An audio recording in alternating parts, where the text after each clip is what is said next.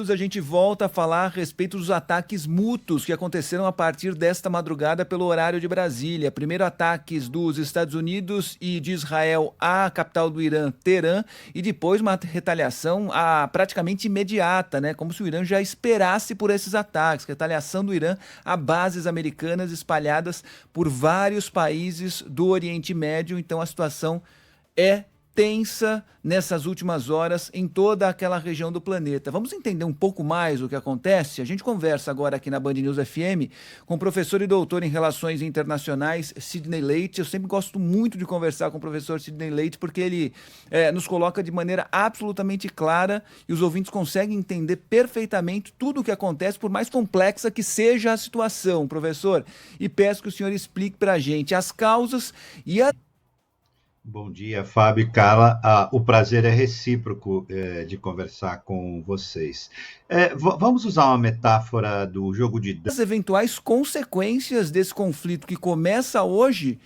E será que pode ser longo, professor? Bom dia mais uma vez. Obrigado por atender os ouvintes da Band News FM.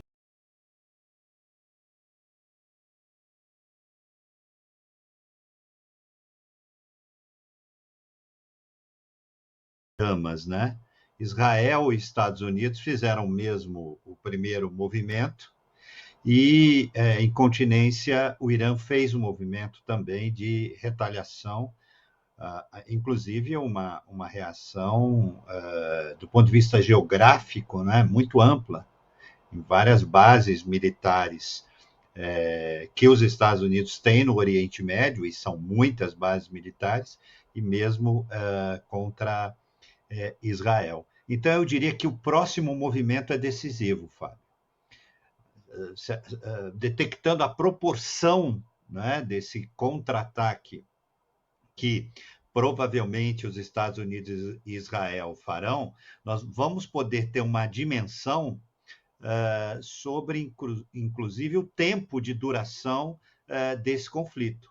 Se só foi, né, só teremos esses dois movimentos, ou se, de fato, teremos uma guerra contínua e permanente. Então, eu diria que as próximas horas elas são muito importantes para a gente avaliar. Por enquanto, a gente tem uma bússola que indica o conflito. A gente não tem um GPS que poderia nos dizer o que a gente vai encontrar e o tempo de duração desse conflito, né? Então, se abriu uma caixa de Pandora, mas a gente não sabe a intensidade dessas forças ainda. Uhum. A gente tem a bússola, a gente tem ali a indicação da direção, mas a gente não tem, como o senhor, gostei da analogia também, professor, não tem o GPS com o ponto exato. Mas quem trabalha com conflitos, esses estrategistas, né, dos governos, eles já estão traçando ali todas as possibilidades, né, professor, existentes. E em havendo uma guerra, como o senhor colocou aqui, é uma possibilidade existente, a gente não sabe qual é, claro, a probabilidade de acontecer, mas é uma possibilidade em havendo uma guerra. A gente pode estar falando em início de uma terceira guerra mundial, professor? Que medo de fazer essa pergunta, mas enfim. Eu acho que é uma pergunta pertinente, porque nos últimos anos a gente tem vivenciado um ambiente de conflito internacional muito perigoso, né? Sem querer aqui talvez trazer um discurso, uma análise muito preocupante, né? Mas de fato a gente vive um ambiente hoje, né, nos últimos 2 anos, muito mais próximo do conflito do que da cooperação.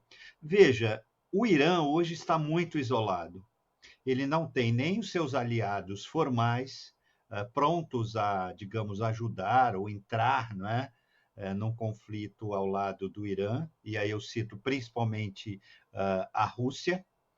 A Rússia está vivendo o seu próprio conflito, a sua própria guerra, não há nesse momento possibilidade, por exemplo, de um alinhamento, né, de um enfrentamento comum da Rússia e o Irã contra Estados Unidos e Israel, que sem dúvida, né, traria uma ameaça muito grande, não só regional, mas global. A própria Síria, que é ali vizinha, né, do Irã, hoje não é mais um aliado formal, né, do Irã, e os aliados informais, o Hezbollah, entre outros, né, também estão desarticulados. Então, a possibilidade dessa guerra, né, ficar exclusivamente, né, entre, de um lado, Estados Unidos e de Israel, e de outro lado, o Irã, é muito grande. Né? O Irã tem, apesar desse isolamento, ele tem algumas cartas na manga. Né? A última, e se ele usar, né, dessa estratégia, uma última tentativa de sobrevivência, é fechar o Estreito de Hormuz, o que vai inviabilizar boa parte do comércio de petróleo da região do Golfo Pérsico para o Ocidente, notoriamente para a Austrália, Japão, parte da Ásia, parte da Europa, então fazendo um grande estrago na economia mundial. Mas eu não vejo nesse momento assim a menor possibilidade deste conflito extrapolar para uma terceira guerra mundial. Mas isso não significa que os estragos, né, serão grandes, como já começaram a acontecer. Não é? Então, é um momento muito instável da ordem internacional e, de certa forma, isso é coerente com a própria instabilidade do líder norte-americano. Não é? O que se espera de um líder de um país líder? Moderação, equilíbrio, estratégia, não é? E a gente está vendo aí ações muito impulsivas. Isso é muito perigoso, Carla. É tudo, o professor citou aí atributos todos que o Trump não tem, de fato, né? Tudo isso falta a ele. Equilíbrio, estratégia. Mas de jeito nenhum. É um sujeito megalomaníaco, de fato. E de megalomaníaco e com narcisismo que nem Freud, eu acho que o Freud teria grandes dificuldades de analisar. Estou fazendo aqui um juízo de valor de Donald Trump e não do conflito em si, dessa situação em si. Não, sem dúvida, de Donald mas Trump. ele então, é você o pode líder, esperar tudo, né, de um sujeito que tem esse perfil, né?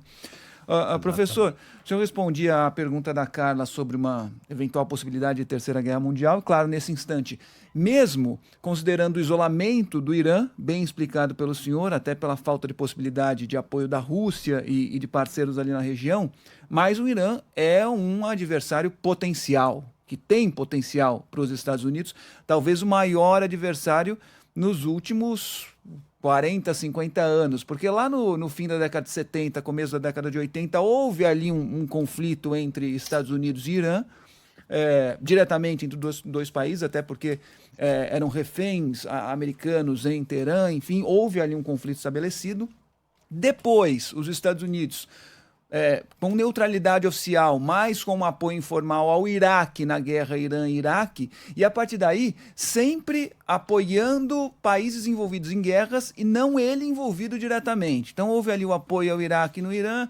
Depois de 2 anos a coisa se inverteu, os Estados Unidos acabaram direcionando os seus ataques ao Iraque naquele conflito Iraque-Kuwait, mas diretamente talvez essa seja a primeira vez que os Estados Unidos se envolvem de fato contra um adversário potencial.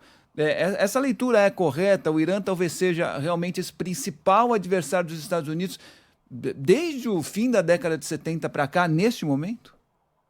A sua análise é corretíssima. O exército do Irã, as Forças Armadas, de um modo geral, são colocadas numa escala como a 16ª mais poderosa do planeta.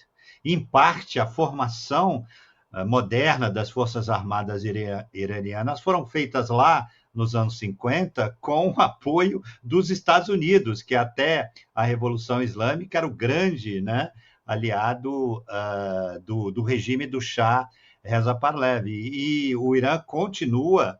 O Irã tem, além das forças militares, inclusive do ponto de vista tecnológico, o Irã é um exportador de drones para uso, por exemplo, na guerra Rússia e Ucrânia. Tem mísseis, né, de médio e longo alcance, tem forças armadas e uma guarda revolucionária muito bem preparada do ponto de vista técnico, mas aí eu acrescento um outro elemento, que é o chamado olhar geopolítico, né? O Irã tem barreiras naturais que protegem o país, por exemplo, de uma invasão terrestre. Tá? Até um pouco continuando com a resposta que é da pergunta da Carla, né? O Irã é um país muito difícil de invadir por terra, porque parte do território ele é cercado por montanhas, ao norte tem o Mar Cáspio, e também, digamos, os portões por onde exércitos invasores poderiam entrar no Irã são regiões desérticas e os desertos mais áridos do planeta. Então, existe uma barreira natural, Fábio, que aumenta, digamos, o potencial, a escala de defesa do Irã. Por isso que os ataques do passado recente e o ataque de hoje foram ataques aéreos, né? E dificilmente isso não vai acontecer, por exemplo, tropas americanas invadirem por terra o Irã. Primeiro, que haveria uma reação muito grande nos Estados Unidos, da sociedade, da população. Segundo, o que é muito importante, né, no cálculo das potências, seria algo impagável, né, uma guerra muito cara, né? E tem aí a dimensão política para fechar a resposta à sua excelente pergunta, né? O regime iraniano, apesar de estar politicamente debilitado, ele, do ponto de vista institucional, ele é muito mais sólido, por exemplo, do que o regime de Maduro na Venezuela. Você citou um evento histórico, né? Quando, a época era o governo Carter, aviões americanos, helicópteros americanos penetraram no território iraniano para tentar resgatar os reféns na embaixada, e foi um fracasso total. Foi um desastre irresponsável direto pela derrota de Carter para Reagan, né? Naquele momento, o governo Trump, que é um governo que mostra um grau de irresponsabilidade elevado, provavelmente aprendeu, ou esperamos que aprendeu aí com as lições do passado, né? Uhum. Falando ainda sobre repercussões políticas, professor, eu estou de olho aqui na Al Jazeera, que fala sobre mortes de estudantes. Em consequência desse ataque americano, seriam 36 adolescentes, pelo menos, chega a 40 o número de mortes, em uma escola na cidade de Minab. No Estreito de Hormuz mesmo, teriam sido mortas nesse bombardeio durante a ofensiva de Estados Unidos e Israel contra o Irã. A gente sabe que é um momento complicado de tentativa de queda do regime no Irã, depois de manifestações, né, que vem acontecendo de forma sistemática nas últimas semanas. Mas aí a gente percebe agora um levante, né, por assim dizer, de uma parcela iraniana contra os ataques americanos, o que pode ter provocado mortes de adolescentes, de estudantes, enfim, e também no momento em que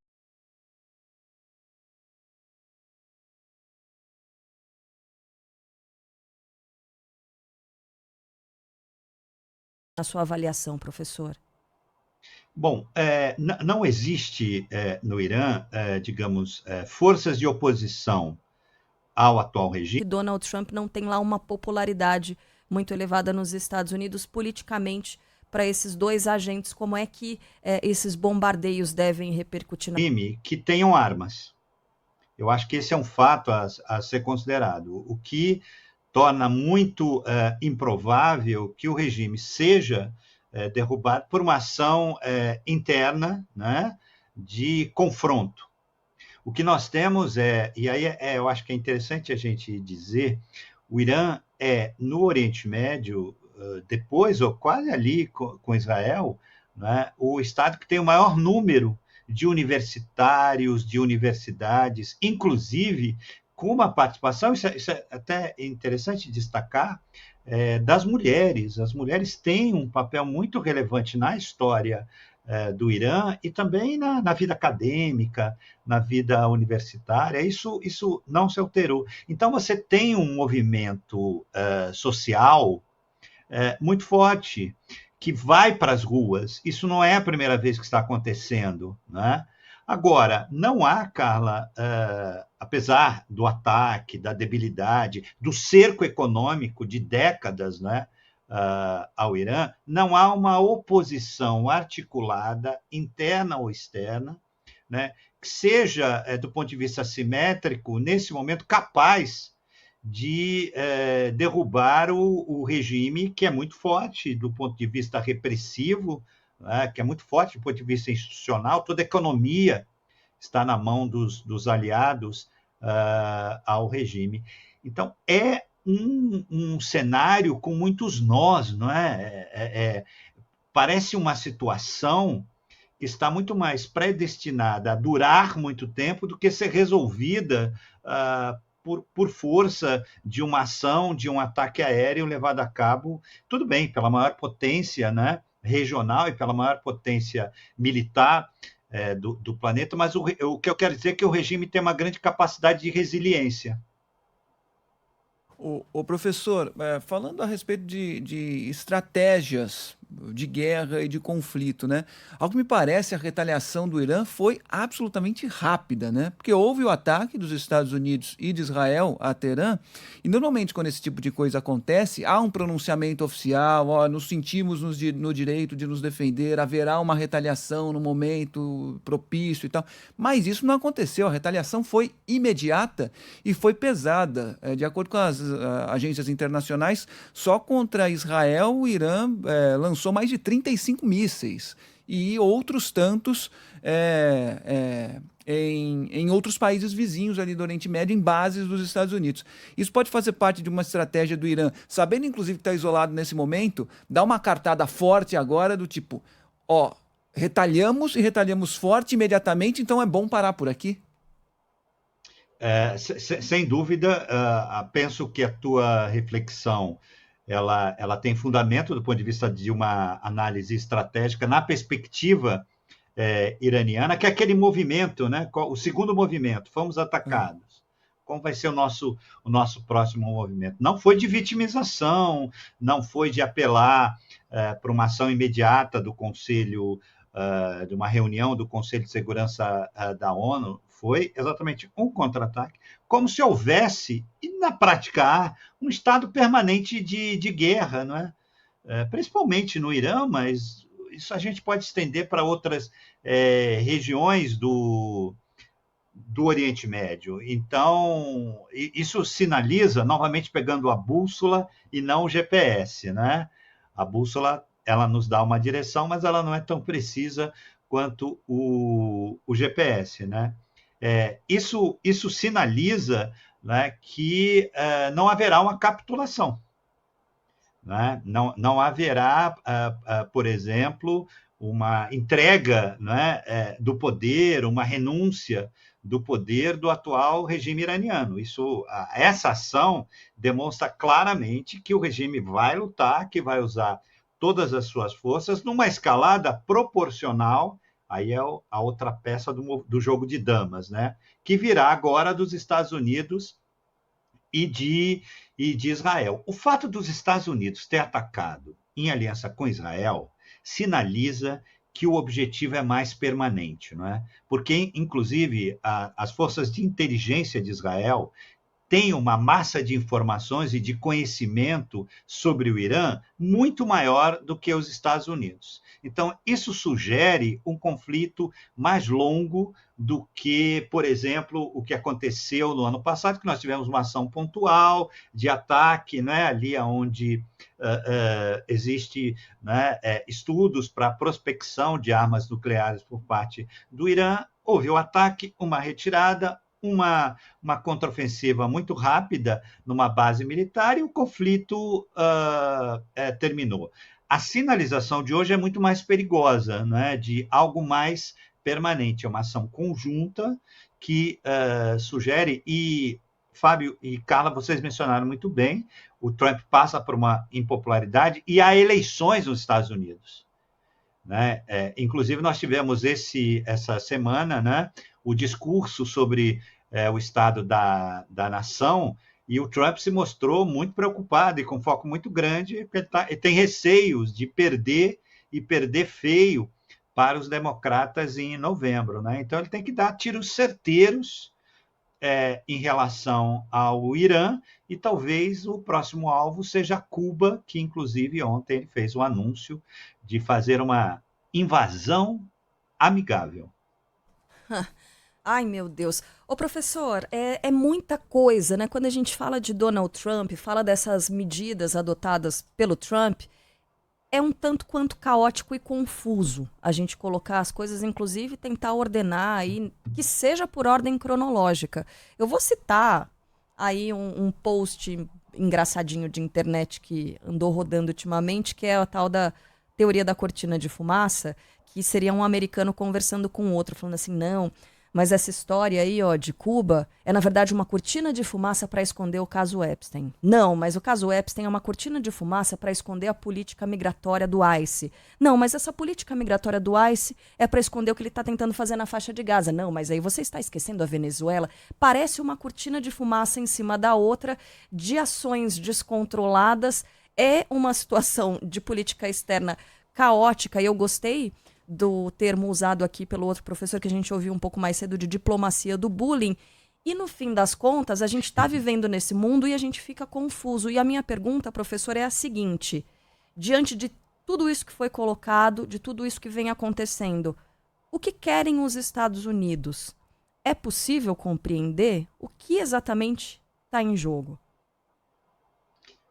Bom, é uma pergunta que também envolve, né, diversos elementos. A gente tem um documento importante, que foi o documento de segurança elaborado pelo governo Trump, que também ele é muito coerente, porque ele é muito caótico, né? Ele não tem ali uma organicidade como documentos que foram feitos por governos anteriores. Bem, a gente pode dizer que o objetivo do ponto de vista econômico dos Estados Unidos, no governo Trump, é colocar um freio na globalização e levar adiante um projeto de reindustrialização dos Estados Unidos. Do ponto de vista de política externa, de organização do sistema internacional, é simplesmente passar por cima das organizações internacionais e desenvolver um sistema internacional muito parecido com aquele que existia antes da Primeira Guerra Mundial, que a gente chama de política das grandes potências. As grandes potências governam o mundo nas suas áreas de interesse, nas suas áreas de influência. Eu não diria que é propriamente uma reconfiguração do sistema internacional, mas o estilo Trump é um estilo de desestabilizar os adversários, desorganizando instituições, desorganizando alianças, portanto, levando adiante algo que ele traz da experiência. E desculpem eu personalizar, eu nem gosto tanto de ir nessa linha de abordagem, mas que ele ganhou um tal protagonismo em exercendo uma diplomacia, entre aspas, presidencial, de que temos que personalizar, até porque, numa derrota de Trump, a gente pode ter um governo que vá numa linha completamente diferente, Carla. Então, eu não diria que é um projeto dos Estados Unidos, eu diria que é mais um projeto do atual governo de desorganizar a ordem internacional, que foi construída de uma forma contraditória pelo próprio Estados Unidos depois da Segunda Guerra Mundial, e reconfigurar um poder em que os Estados Unidos sejam a única superpotência, porque tem o poder substancialmente militar. Veja que o orçamento de segurança dos Estados Unidos dobrou. Isso é absolutamente assustador. Já era o maior do planeta e o governo Trump dobrou, né? O que sinaliza todo o esforço do atual governo de liderar o sistema, não por intermédio da diplomacia ou das organizações internacionais, mas pela imposição do poder militar. É isso que querem os Estados Unidos sob o governo Trump. Make America Great Again. Não é só fazer dos Estados Unidos um grande país de novo para os americanos. É se sobrepor pela força, né? Sobretudo pela força, claro. Ô, professor, mas quantos são os tentáculos dos Estados Unidos, tá? Porque, assim, o Donald Trump atira literalmente para todos os lados, né? Falando a respeito de mediação, mediador no conflito entre Israel e na faixa de Gaza e Palestina. Um mediador bem presente, inclusive, né? Não só para negociar, mas muito presente em outros aspectos. Mediador entre Rússia e Ucrânia, também muito presente em outros aspectos, não só para negociar. Aí tem conflitos nas Américas, com Cuba, um estabelecido na Venezuela, tem ameaça à Groenlândia, ou seja, são muitos tentáculos abertos ao mesmo tempo. Qual o potencial desgaste internamente para Trump com isso? Esse desgaste ele já está acontecendo, né? O Trump foi eleito por uma faixa moderada que entendeu que com ele teria mais segurança, sobretudo econômica. Então, Fábio, o fato é que um evento como o de hoje, ele resvala não só na economia mundial, mas também na economia norte-americana, né? Você imagina se nós chegarmos ao extremo de fechamento do Estreito de Hormuz, para onde vai o preço do barril do petróleo? Então, já há uma reação interna clara. As pesquisas, eu acompanho essas pesquisas diariamente, né? É muito provável que ele perca, o Partido Republicano perca, pelo menos a Câmara dos Deputados, né? O Senado ele é inconcluso, e uma derrota dupla seria fatal para esse modelo se oxigenar e ir em frente, né?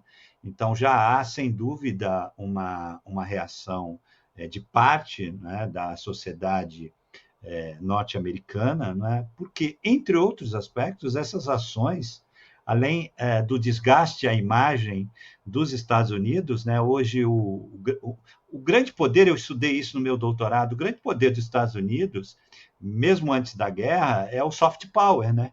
A capacidade de exercer influência, a projeção dos grandes filmes hollywoodianos, da música popular americana, né?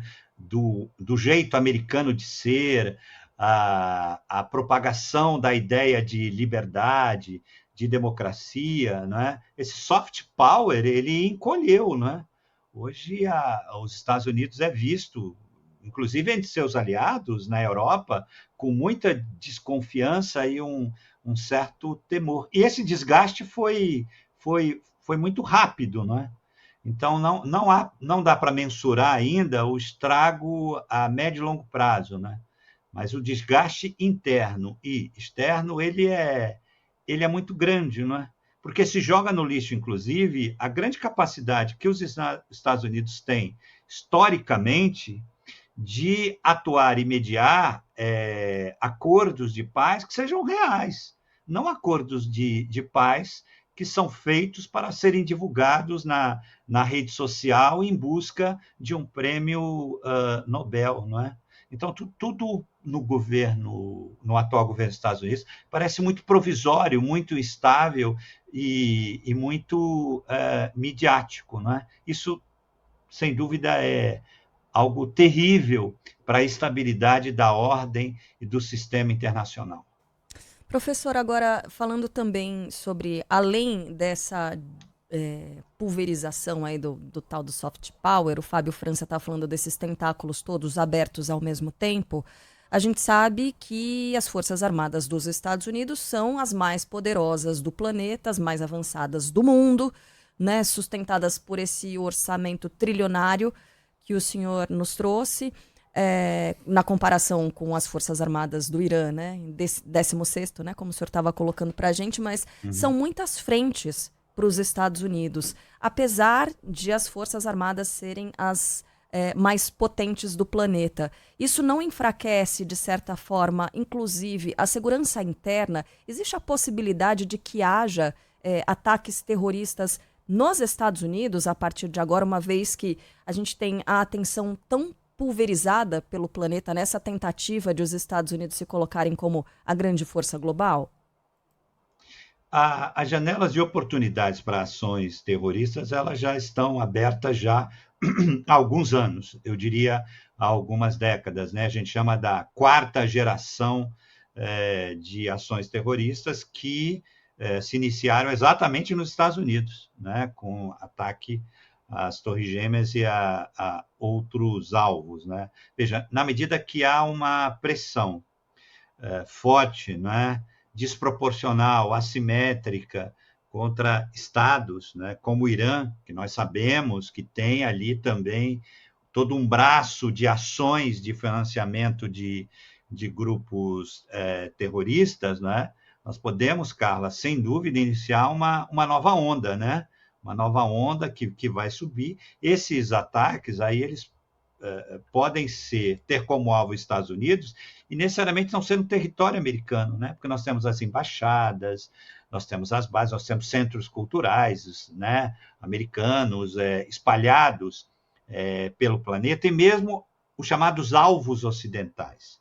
Então, os flancos que se abrem nessas várias frentes também, né, possibilitam a emergência dessas ações de grupos terroristas, que aí eles não precisam de armas convencionais, né? Os grupos terroristas eles podem causar grandes danos usando um material, nos Estados Unidos chamam craft, né, artesanal, né, mas que promovem grandes estragos, né? Portanto, reforçando o ambiente de conflito, não só das guerras formais de um Estado contra outro, de Estados contra outros Estados, mas dessa guerra informal que tem como grande adversário aí, né, os grupos terroristas. O Estado Islâmico, por exemplo, que chegou a ter um califado ali na fronteira da Síria contra da Síria e do Iraque, ele se rearmou, ele está articulado, né? E hoje ele, de alguma forma, encontra abrigo na Síria. Então, temos ali um foco, né, um farol, a partir do qual pode-se chegar, por isso que é muito provável, e aí talvez isso surpreenda o nosso ouvinte, que os países europeus apoiem a ação de hoje, notoriamente a França, né? Porque esses países se sentem inseguros em relação à propagação do terrorismo e mesmo uma ação militar de médio alcance do Irã. Os mísseis iranianos, eles podem alcançar países europeus, né? Então, não estamos na iminência de uma terceira guerra mundial, né? Mas eu me lembro de um conto do Machado de Assis, que ele começa exatamente falando cheiro de pólvora no ar. Então, o cheiro de pólvora está no ar numa quilometragem muito grande, não é? Num ambiente geográfico muito grande. A Segunda Guerra Mundial começou quando guerras separadas se juntaram. Esse é o grande perigo. Tá? Mas entendo que no momento a gente não chegou ainda nessa fronteira. Professor Sidney Leite, doutor em Relações Internacionais, nos ajudando a entender um pouco mais o que acontece, garantir, mas a gente tem que ficar atento a tudo que está acontecendo daqui para frente. Muito obrigada por nos atender nessa manhã de sábado, professor, e vou pedir para o seu nessa madrugada e o que vai acontecer daqui para frente. Professor já garantiu que não vai ter uma terceira guerra, brincadeira. Imagina jogar essa no colo do professor Sidney Leite, não dá para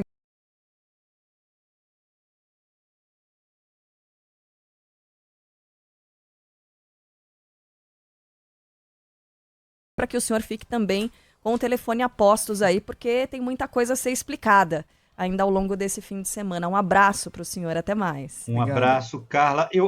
Um segundo. Puxa, eu fiquei muito emocionado com Here Comes the Sun.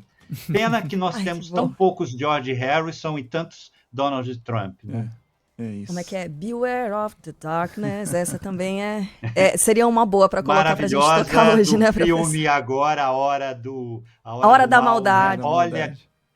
Olha aí, né, a metáfora. Eu estava assistindo esse filme ontem, professor, e achei ótimo. Achei muito bom. É indicada ao Oscar de melhor atriz coadjuvante, né? Um abraço para o senhor, professor. Quem não assistiu, toca exatamente um dos clássicos de George Harrison, que se estivesse vivo, faria aniversário no último dia 25 essa semana. Olha que gosto musical do professor, Ótimo. hein? Refinado. Obrigado, professor.